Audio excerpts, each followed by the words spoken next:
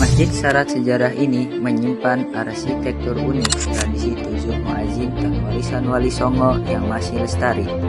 Tembok merah berdiri rapih dan kokoh di kompleks Keraton Kesepuhan. Assalamualaikum warahmatullahi wabarakatuh. Perkenalkan, nama saya Muhammad Iqbal Ramadan dari UIN Cyber Nurjati Cirebon. Ingin melaksanakan tugas UAS mata kuliah Cirebon Study dengan dosen pengampu Bapak Basiran SAG MA. Saya ingin menjelaskan tentang sejarah berdirinya Masjid Sang Cipta Rasa yang berada di Keraton Kesepuhan Cirebon. Ayo kita simak bersama-sama. Di dalamnya terdapat bangunan menyerupai bentuk limas dengan 3 tingkat bagian atapnya. Meski terlihat kuno dan tua, namun bangunan ini tetap tangguh meskipun sudah melewati banyak zaman. Inilah masjid bersejarah di kota Cirebon, Masjid Sang Cipta Rasa. Masjid Sang Cipta Rasa dibangun pada zaman Sunan Gunung Jati tahun 1408. Saat itu Sunan Kalijaga dan Raden sempat ditugaskan untuk menjadi arsitektur dalam pendirian masjid. 500 pekerja dari Majapahit, Demak, dan Cirebon dikerahkan untuk menyelesaikan pembangunan yang konon dikerjakan hanya dalam rentang waktu semalam. Gaya arsitektur masjid mengambil perpaduan gaya Jawa dan Hindu Majapahit. Hal ini bisa dilihat dari gapura di bagian halaman masjid dan serambi serta atap masjid yang menyerupai rumah joglo, yaitu rumah adat masyarakat Jawa. Secara umum, masjid ini mempunyai 9 pintu sebagai jalan masuknya, 1 pintu utama dan 8 di sisi kanan dan kiri.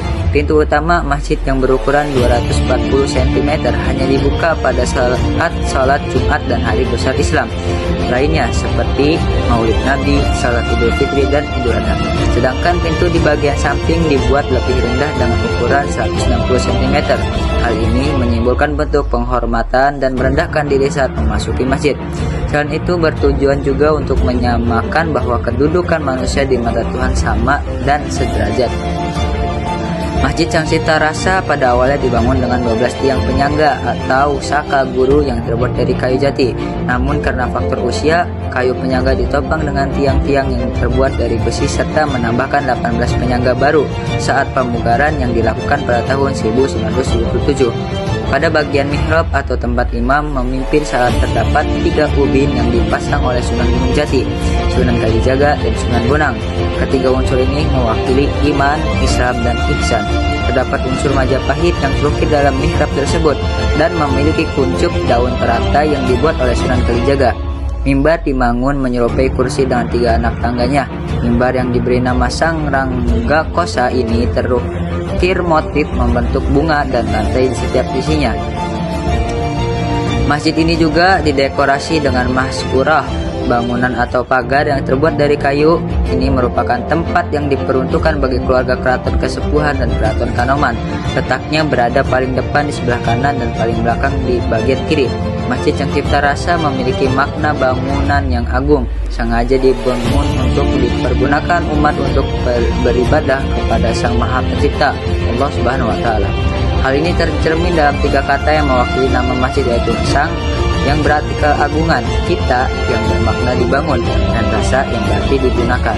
Terletak di Kelurahan Kesepuhan, Kecamatan Lemah Bungkuk, Masjid Sang Cipta Rasa memiliki keunikan pada pelaksanaan sholat Jumat.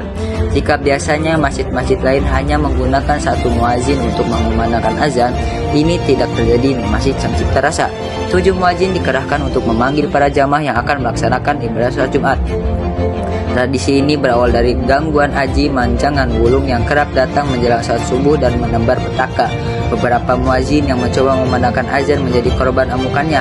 Untuk menghalaunya, Sunan Gunung Jati memerintahkan 7 muazin mengumandangkan azan secara serempak.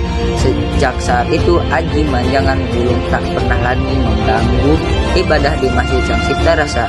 Dan itu terdapat sumur Zam-Zam atau disebut Bayu Cis oleh masyarakat setempat. Konon air yang mengalir dari sumur ini dapat mengobati berbagai macam penyakit dan memudahkan rezeki bagi orang yang meminumnya.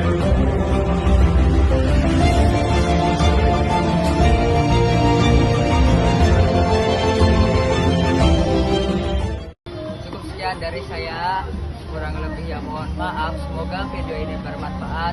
Wassalamualaikum warahmatullahi wabarakatuh.